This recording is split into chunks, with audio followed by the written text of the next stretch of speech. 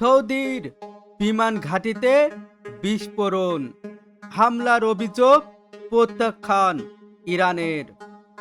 Saudi আরবের রাজধানী রিয়াদের উপকণ্ঠে অবস্থিত আল খাজার বিমান ঘাঁটিতে বিস্ফোরণের খবর পাওয়া গিয়েছে।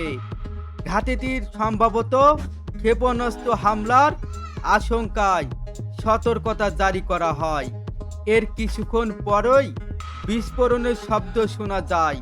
ইরানি ক্ষেপণাস্ত্রের আঘাতে ইসরায়েল জুড়ে বাজছে সাইলেন।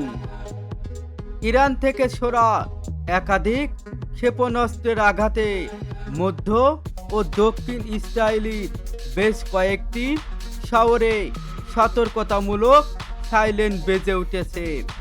ইসরায়েলের সামরিক বাহিনীর এক বিবৃতিতে জানিয়েছে, ইরান থেকে ধেয়ে আসা এই ক্ষেপণাস্ত্র শনাক্ত করার পরপর দেশের আকাশ প্রতিরক্ষা ব্যবস্থা সক্রিয় হয়েছে এবং সেগুলো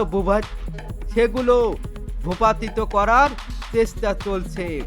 তেল আবিব ও জেরুজালেমের ব্যুরো থেকে প্রাপ্ত সংবাদ সর্বশেষ থেকে এই বিমান হামলার বিস্তারিত তথ্য জানা গিয়েছে।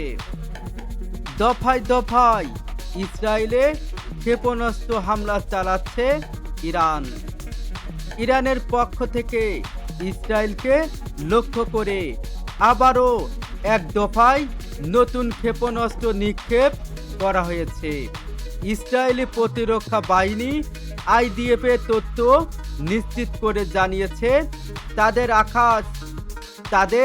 আকাশ প্রতিরক্ষা ব্যবস্থা সক্রিয়ভাবে কাজ করছে এবং ধেয়ে আসা ক্ষেপণাস্ত্রগুলো আকাশেই ধ্বংস করার চেষ্টা চলছে। ইসরায়েলি হামলা চালিয়ে মারাত্মক ভুল করেছে ইরান, আইডিএফ মুখপাত্রের হুঁশিয়ারি। ইসরায়েলি হামলা চালিয়ে ইরান মারাত্মক ভুল করেছে বলে হুঁশিয়ারি বার্তা দিয়েছে ইসরায়েলি প্রতিরক্ষা বাহিনী আইডিএফ মুখপাত্র ব্রিগেডিয়ার জেনারেল এফি দেফরিন। বিবৃতিতে ইরান থেকে মিসাইল ছোড়ার খবর নিশ্চিত করেন তিনি। হামলা প্রতিহতের তেল আবিবের প্রতিরক্ষা ব্যবস্থা কাজ করছে বলে জানান এডিএফ দেফরিন। বলেন, হিজবুল্লাহ বিরোধী অভিযান চালিয়ে যাবে ইসরায়েল, তবে দ্রুত ইরানের বিরুদ্ধে পাল্টা পদক্ষেপ নেওয়া হবে কিনা তা স্পষ্ট করেননি তিনি।